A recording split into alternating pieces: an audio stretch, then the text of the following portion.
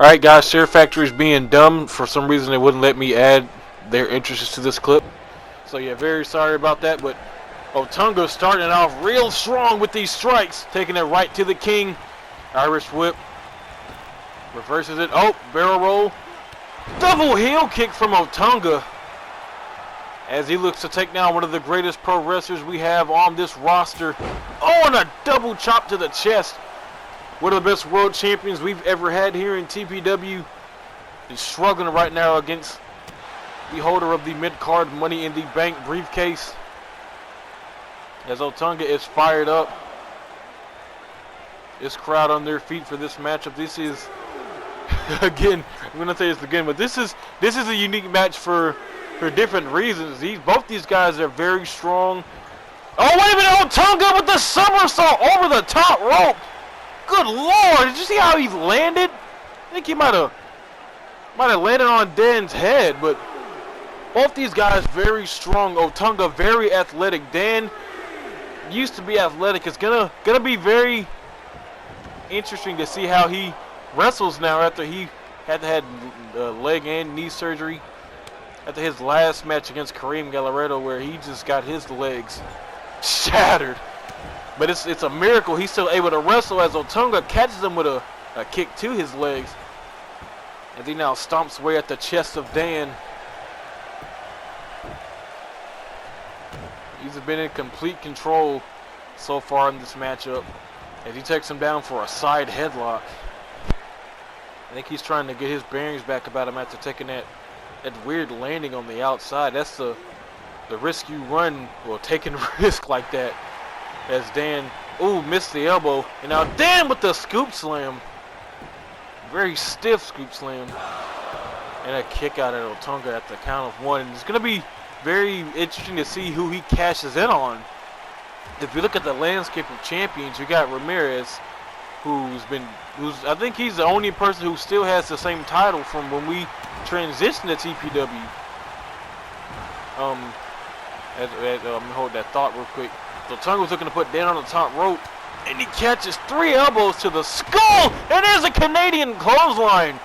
As Dan goes to the cover, he might have won this match off of that alone. Oh, and a kick out. And I was saying Ramirez, who's been television champion for God knows how long now. I'll look at the stats here in a minute, and who also has Jacob Magic at his disposal, so I don't think that's someone you want to cash in on. And you have John Van Slyce as your Intercontinental All-Star Champion. Yeah, that's John Van Slyce. I don't even know if you want to cash in on him anyway. And then you got Kyle Abbott now as a United States Champion. If anyone, that might be the guy you might want to cash in on. He doesn't have any backup. It's just him as a champion. You have to catch him at the right time. As Dan stumps on the skull of Otunga. It's going to be real interesting to see though. But let me look and see. I'm actually curious. Ramirez has had that championship 244 days now. As Dan using his knees and his legs still as he does those repeated knees to the chest. We've seen him do it before. As the pace has slowed down. And a kick out. I figured it favors Dan because of experience alone. Experience, size, and strength. And Otunga trying to make up to his feet, elbows to the midsection. Oh, and now Dan, with a forearm. Otunga down to his knees, and Dan with a big right hand. Dan Baker now getting fired up. He's excited to finally be back in the ring. It's been a while since it's been a couple months since he's been in the wrestling ring. As he drops the leg across the leg of Otunga. Him taunting and that kick to the face of Otunga, the holder of the mid-card Money in the Bank. This is probably the biggest match of his career, or at least second to, of course, him winning the Money in the Bank contract. But this is huge. If he could get a pinfall or submission or any type of victory over a former 2-time TPW World Champion, Dan, who's also been a champion all across the world, as he clotheslines Otunga into oblivion. Hooks the leg on Otunga. Gets a 2 count as he powers out of it.